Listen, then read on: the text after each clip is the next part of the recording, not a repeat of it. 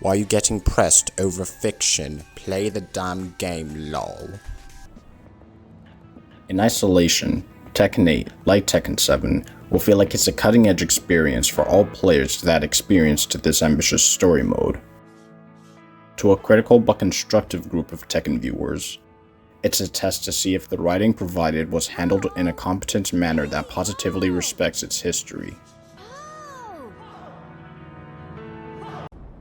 Before we begin, it must be said that the point of the devil concept was to originally represent human corruption. The effects of making a deal with a literal supernatural entity in life, personal trauma that sets up the character interaction, and a lust for power and the sacrifices to achieve it, which was the focus of both Kazuya's original yet fascinating yin and yang narrative before becoming a less interesting, shallow character by Tekken 5, and Jin learning to break the cycle of hatred and violence in his Tekken 4 ending. All of this was beautifully presented with merging Jun's characterization and inclusion for both of these characters. Now let's begin with Tekken 8. We start our story in New York City as we find our hero, Jin, looking to clash with Kazuya Mishima that follows up from Tekken 7's narrative. Jin-san wa minna no kibou desu ke.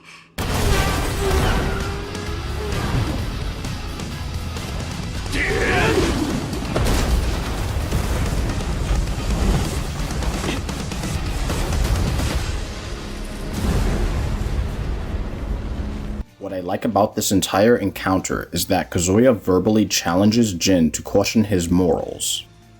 It's a very welcoming change of pace from how Kazuya has been utilized in recent titles, but sadly this is about as thought-provoking as he gets throughout this entire story. The fight escalates with Jin proving to be weak to Kazuya's might.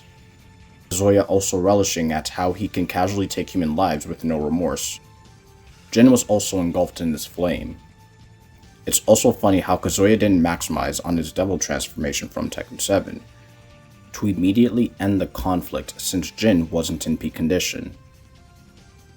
Victor and the United Nations then make their way into the story as Victor interacts with Raven. It's also funny to me how this is supposed to be the group that founded the Raven clan, yet we only see Raven within this story. Even the NPCs are regular soldiers. Kazuya announces the King of Iron Fist Tournament 8 during this time of war. We also get a variety of the side characters that will all be featured on the good side. It sucks that we didn't get a wider pool of the supporting cast that will be present on G-corp side. Yeah, that happens a lot in this game. Deep within the water, we see Jin contemplating his failure, but ultimately rejecting the devil within him. I made a joke about how the Tekken team treat this power boost like the Super Saiyan transformation, but this is more like the Jinjuriki keys from Naruto. We get a beautiful short clip that showcases Jin's childhood with Jun's appearance in the story. I like it as it's a small follow-up from Tekken 7's style of presentation. A mystery man appears before us as he's looking into the history of the Mishimas and how they were founded. It's sad that Tekken 7 was so dishonest with itself because this follows up on the retcon for Jinpachi and Heihachi's narrative for its nonsensical cause. More on this mystery man later. 1 week after this opening, we see our hero recover from his bout with Kazuya to spar with Lars. The addition of special character intros really allows for some excellent storytelling context, enhancing the content from Tekken 6. As alluded to earlier, the Tekken equivalent to the Super Saiyan transformation is somehow absent from Jin. At least we get some content with Lars and Elise. Jin-san wa minna no kibou desu ke.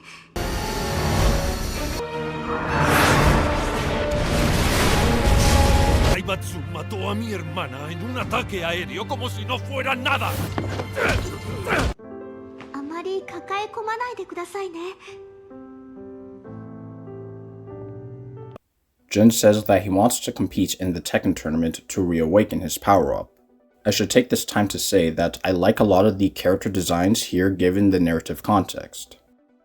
I also like that detail of Lars being in Jin's corner from a presentation lens. It's so unfortunate that in this next chapter we have a lot of ambition with some missteps in what's provided.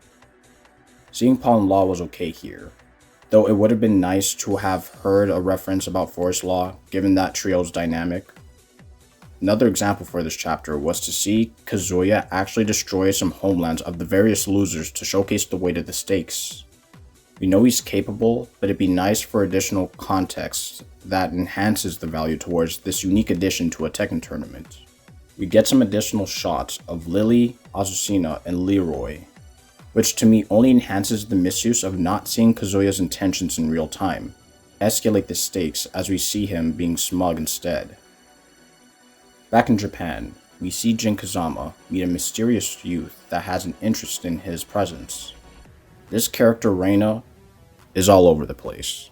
The two characters clash in the tournament, and honestly, you'd think that with Elisa's technical prowess, she'd be able to see that Reina had Mishima blood.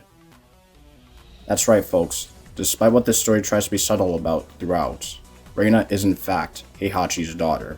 Really, it should have been obvious to Jin because Mishimas are the only ones to resonate electricity on their bodies in the Tekken universe, so you'd think that Reina's fighting position would at least feel similar from his bout with Lars. Devil Jin awakens to give Reina a nasty laser scraper, Reina looking ominously intrigued as she knows about the Devil Jin's existence.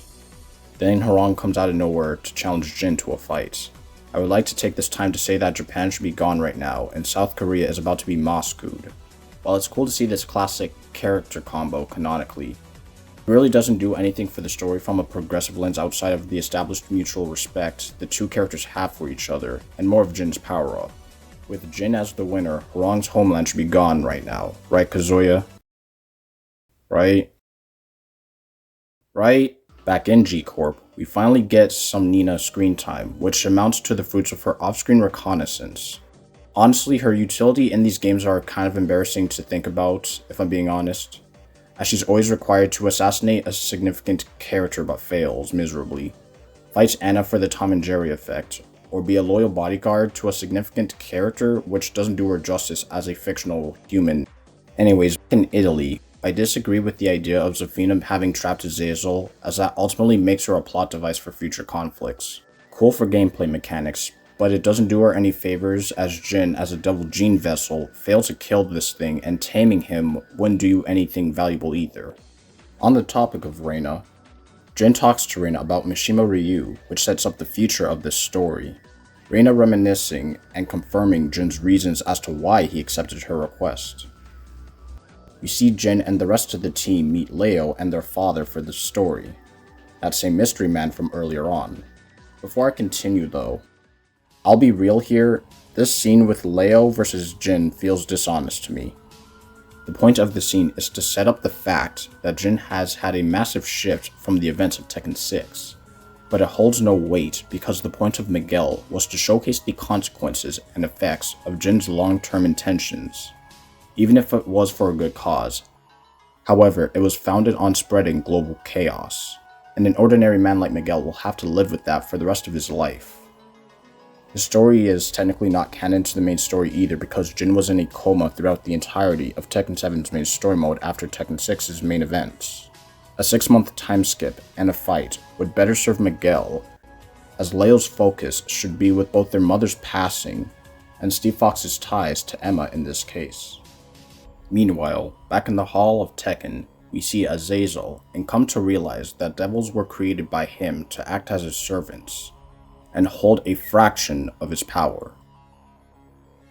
This is funny because even if it's a fraction, Tekken 6 Jin establishes that you can kill this thing if you have the Devil Gene at all. Honestly, this does cheapen Kazuya's older character journey as it was all about the pursuit of power and what you're willing to sacrifice to achieve it.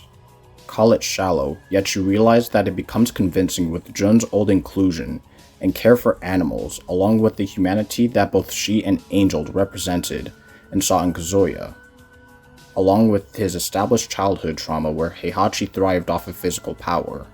Heihachi's retcon is bogus, don't buy into it. Between the Hachijo clan's ancient ties to the gene, Kazumi's thoughts on Heihachi and Kazuya's future, and Azazel presumably being the origin point of it all, with him summoning servants to probably affect Kazumi's lineage, this does Kazuya filthy and strips away the nuance of his character. His current desire in wanting to spread chaos through fierce strength alone rings hollow when there's nothing to really grasp about his character. There was no journey for him or his humanity, as he was destined to go through all of this and even mindlessly laughs at his mother's intentions from wanting both Heihachi and himself be killed by Akuma. Completely changed from Tekken 7's trailers, by the way.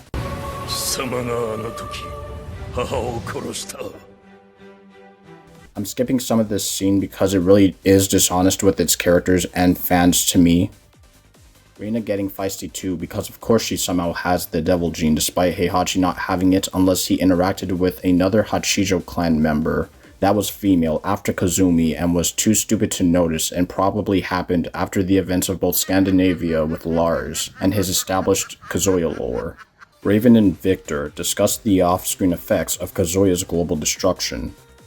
This would be like saying Jin did what he did in Tekken 6, but they show absolutely nothing for us to grasp the weight of the situation in real time, which would make scenes like Miguel being angry at his late sister's passing soulless.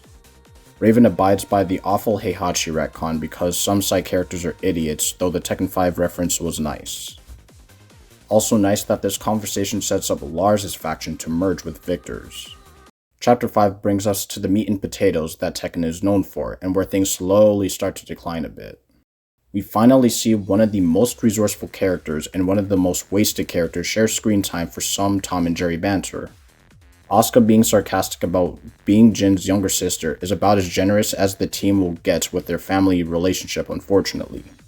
Horong wanting revenge on Kazuya would mean more if we saw what he lost. We finally get to see Steve, Shaheen, Yoshi, Brian, and Kuma. I also like the variety of the Tekken music presented throughout these tournament sections, and I also like that you can pick your own character during this tournament. I do find it a bit unfortunate that Paul and Yoshi's sections are reused, and Azucena turned out as I expected from an application lens for this entire story. Speaking of which, Shaheen doesn't interact with Kazuya at all, which was expected. And this tournament, while ideal for him to get close, would still lose because of Jin's literal existence. I'm fine with this character being in this game, but it does raise fair questions about his application if it's not going to be met outside of character intros. Steve doesn't interact with Leo or Nina with the content provided. Yoshi and Brian accomplish more in the opening movie.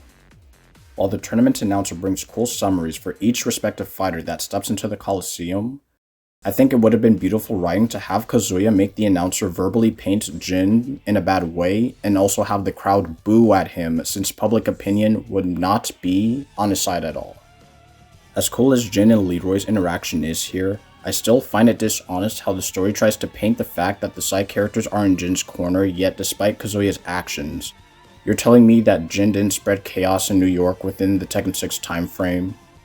Leroy didn't lose anything, and Jin's actions affected actual Tekken characters for the long term. And some would really diminish the entirety of what this story is trying to showcase if they were in this game.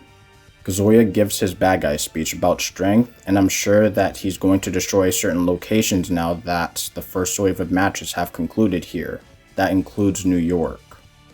Leroy's words of wisdom are nice at least. Looking back on the past is the job of old men. Believe in yourself and look to the future. The Panda Gang make it, and this is where it gets messy. Chapter 6 arrives, and it's cool that Victor and Lars interact here, although it's short-lived. I find it weird how Claudio doesn't use his powers here, as Kazuya, for some reason, within this entire time frame is manifesting Azazel. I also find it funny that Kazuya knows how to do all of this at all.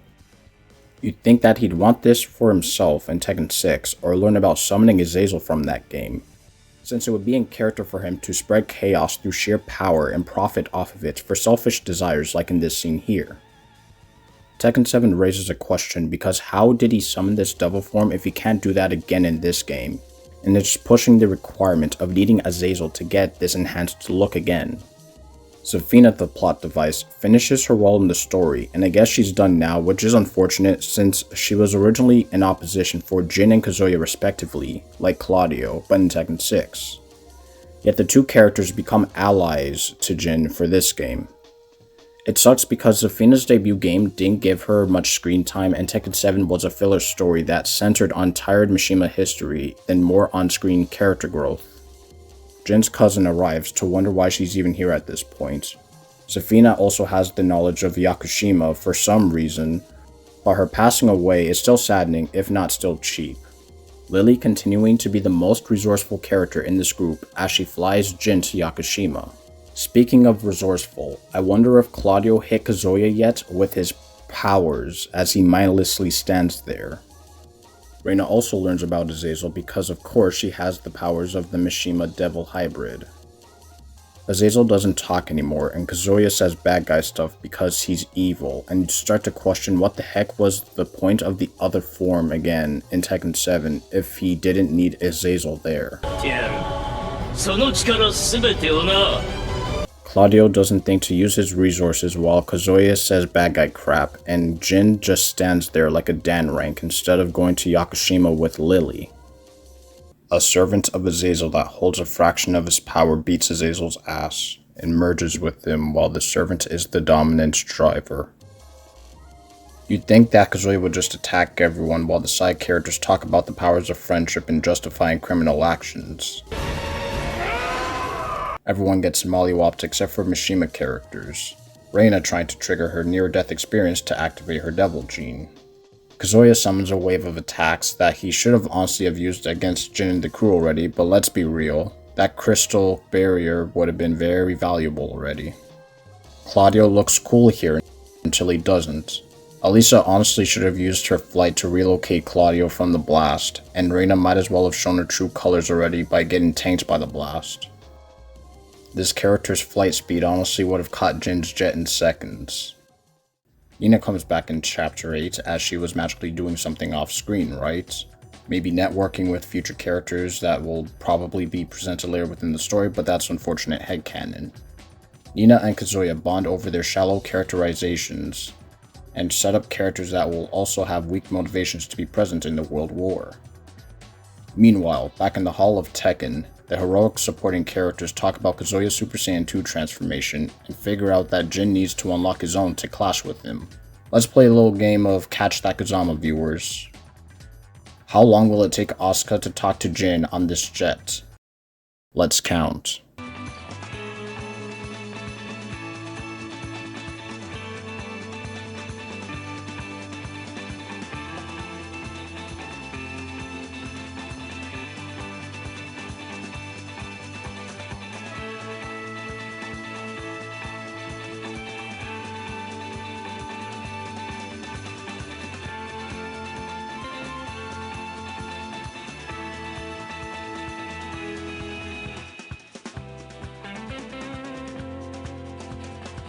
Lily accomplishes more than Asuka in this Kazama-flavored story. You could honestly leave Asuka out and nothing would change, though it would be nice if she went to Yakushima to learn more about her Kazama roots and could replace Panda for her just to justify the 3-character group that we see in Yakushima. Xiaoyu and Jin set up their bout to help find clarity and meaning in how they view themselves. Asuka could have used that as well, honestly, and I think that would have been decent storytelling. Really though, Xiaoyu is another side character to hammer in that Jin's actions are justified, even though Xiaoyu didn't lose anything in Tekken 6, so her perspective is surface level and shallow because you need a significant player that was a victim of the war. Oh. Jin recognizes a familiar song that harkens back to Jun and Jin's family time. Lars and the supporting cast set up their Civil War bout, and while brief, it's nice that we get more characters that have motivations. It sucks that you have to read the bio for some of the G-corp's supporting cast members, so that you understand why Dragunov, Feng Wei, etc. would be in favor of totalitarianism. Back in Yakushima, the blissful silence is broken as jackbots make their way to capture Jin. Asuka supporting Xiaoyu would have been welcoming here. Approach Jin's mind and get tag 1 imagery, but unfortunately skip this to set up the Tekken equivalent of the 4th Shinobi World War. Bruce not talking to Nina in favor of this NPC soldier for continuity should tell you how expendable Bruce really is. Lars is dripped out riding his motorcycle to lead the assault on G-corp. We get full screen imagery of the side characters chosen. Cool as it is for the team to try to add more characters to the story, some weren't really used effectively or were used to fill out shorter ideas instead of paying off established motivations or reasons, which only hurts the setup in retrospect, and this time skip does allow for more opportunities to expand on Steve talking to Leo and or Nina, for example. Back to the World War, we'll be looking at significant characters only. Also unfortunate that we don't see Master Raven or any ninjas from the clan. Leo unfortunately gets stuck in Azucena's talk no jutsu as they mingle about coffee, and makes it funny to me how this supposed Bruce stand-in was put on G-corp for a moronic reason, as she fails to realize her company partnered with a cold-blooded dictator that passionately said they'd wipe out countries.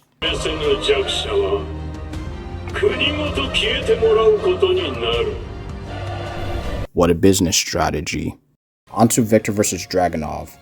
We learned that they've met before, which I can buy, and I actually do think that it's easily the highlight within this entire war. Same can't be said for Leroy vs Fang, as the context for him was exclusive to his bio, so at most you'd have to watch his trailer to get an idea as to why these two clash at all, which harkens back to utilizing Nina effectively. On the topic of Nina, she gets her ass beat by a Mishima, which is about as in character as saying that she'll soullessly work for Reina in the future because why wouldn't she, right? Great that she's the first character to actually figure out her identity though, which was refreshing. Kazuya comes out of nowhere to immediately end the conflict, as Reina finally gets put into her near-death experience, though it's funny how Mishimas with an undercooked devil gene can tank a blast from a being that surpasses Azazel in strength, and not just perish immediately. I guess everyone except Lars died too. Kazuya is going to look like an idiot if they survive that at all. Chapter 11 sees Xiaoyu finally be rid of the jackpots. Cool as this Lars vs Kazuya rematch is, it's just unfortunate that Heihachi is praised and referenced so much here after Tekken 7. To me, it takes away from Lars' character from Tekken 6. Past the chaos, we find ourselves back in Jin's mind, and we see Devil Jin vs Jin throughout this entire time frame, filled to the brim with Tekken references, symbolism, and solid cinematography. I'll also say that Jin should really interact with the people he's actually damaged or given pain to throughout his Tekken 6 deeds to better sell this story here. Just a flashback of the people booing at him in the Coliseum stage, and Miguel would have sold that context to me because the general public are the ones that lose here. Not Tekken characters that barely interact with Jin and suddenly form rushed bonds with them and have it be shoved down their throats throughout this entire runtime. We see more solid ideas with a dishonest foundation like the chain symbolism, Jin talking to himself, and becoming Tekken Jesus. Honestly, this modern destined devil concept should make you think about Kazuya, Kazumi, and Reina's mind states now because this is basically a flawed tail-beast Jinchuriki system from Naruto that feels like it wanted to be something that it wasn't meant to be at all. Jin, Kazuya, and Heihachi's respective characters have only really been damaged in retrospect.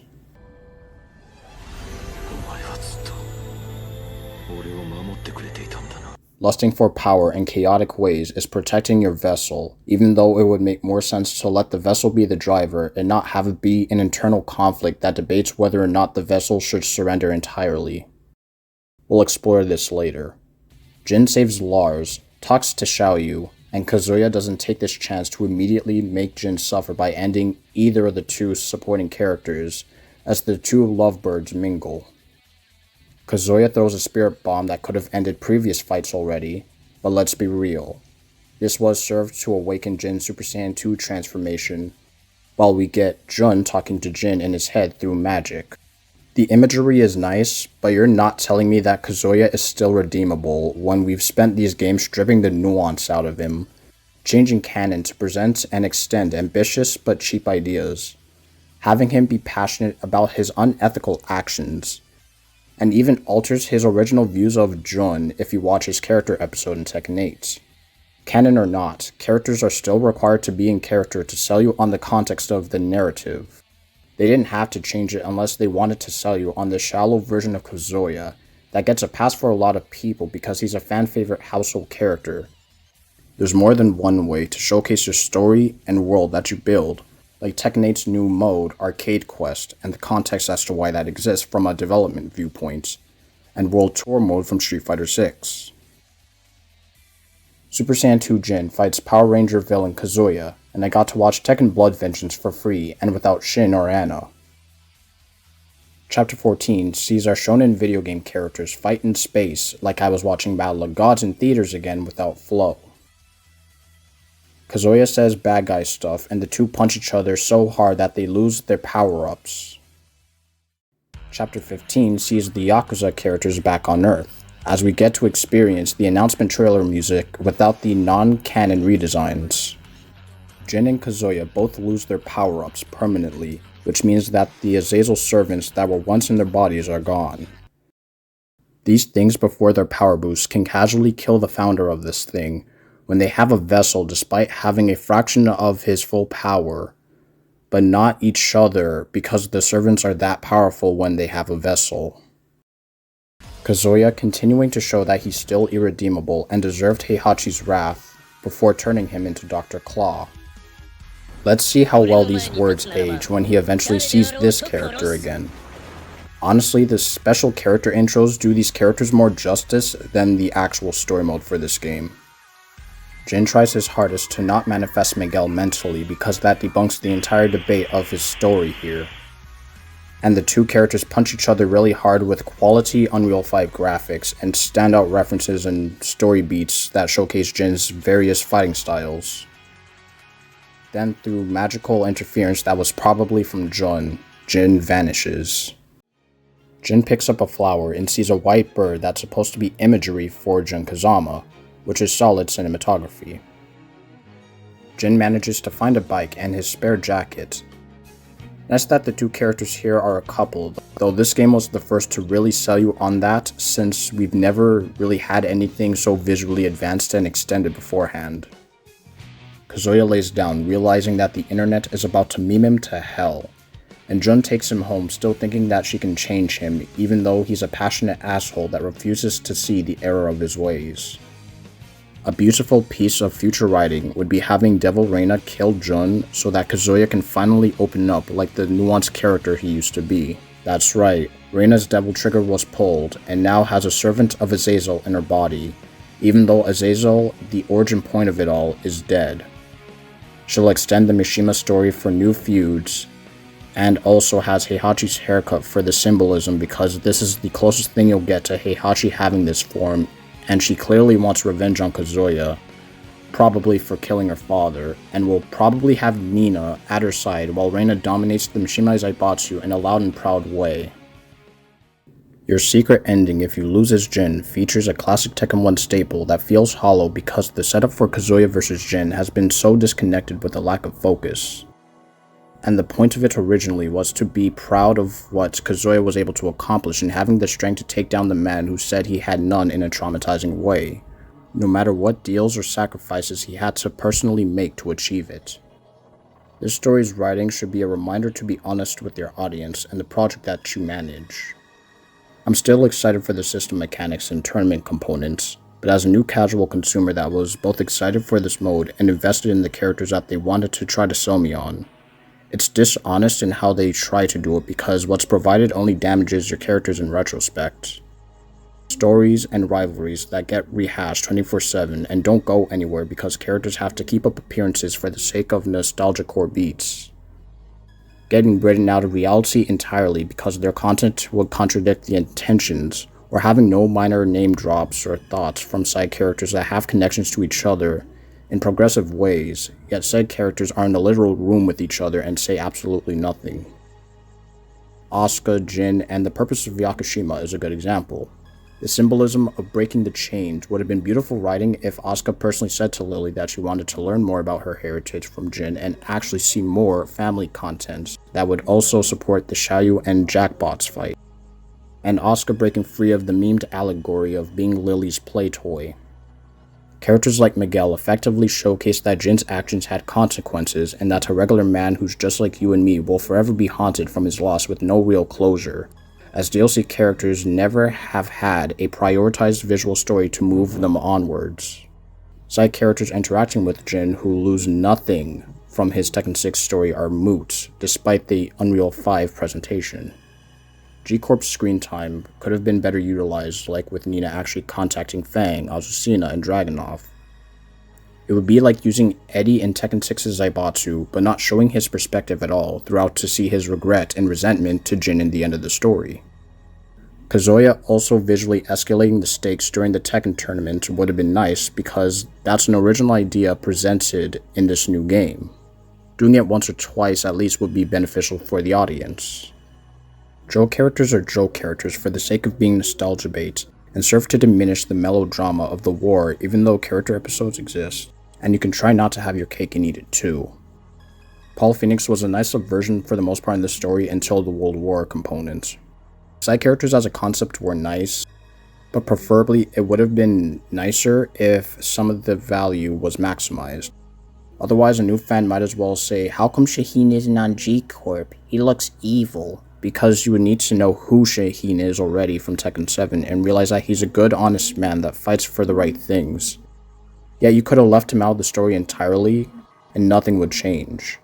Yoshi and Brian are safer examples in this case because they're popular, yet it was better for them to not be in the story at all, rather than being ambitious and have them fight twice within the entire story, and also calling it a day because stakes and progression aren't allowed for old characters.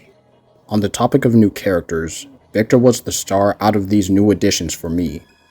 Very well utilized, though it's sad that we saw no additional Raven characters to heighten Victor's status within the clan. Azucena is what I expected since her debut trailer. Reina is all over the place for me, as I've openly expressed throughout this video. I'll like everything about her minus the story because that in itself is dishonest. The idea that there's good in Kazuya is so diminished when he has casually caused numerous characters pain throughout Tekken's history, even before becoming the face of G-corporation between Tekken 5 and Tekken 6. But I guess you just need Jun to do her magic and have Leo say, Ein warmes Gefühl, wie ein gerade angezündetes Kaminfeuer. To make me think otherwise. Jin's character arc isn't bad on paper, but it's so disingenuous with how it goes about it. And being more honest with their content benefits Kazuya because verbally moral interactions like from New York become more convincing on both their parts than trying to mainly build up Jin's. Especially if you still intend to still use Kazuya in ambitious ways. If I had to say that this was better than Tekken 7 writing wise, I'd say just barely because that game did a ton of damage that you can't patch now, with a few solid improvements from what that game missed. As someone that will be a late bloomer for this game, I'll be sure to embrace the value of Arcade Quest, because that and the special character intros are more honest to me as a viewer and consumer than this visually appealing but lacking in substance story. Thanks very much for watching, and I'll see you next time.